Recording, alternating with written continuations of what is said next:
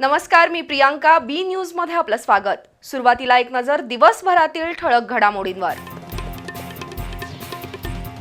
रविवारी 21 डिसेंबर रोजी होणार कोल्हापूर जिल्ह्यातील 13 सह राज्यातील एकूण 288 नगर परिषदा आणि नगरपालिकांची मतमोजणी. दुपारी 12 वाजेपर्यंत निकाल स्पष्ट होणार. आईच्या उपचारासाठी दुचाकीवरून येणाऱ्या 29 वर्षीय डॉक्टर प्रसाद दिनकर बुगडे यांचा अपघाती मृत्यू. पंचगंगा नदी पुलाजवळ ट्रकनं मागून धडक दिल्यानं उमद्या तरुणाचा अंत.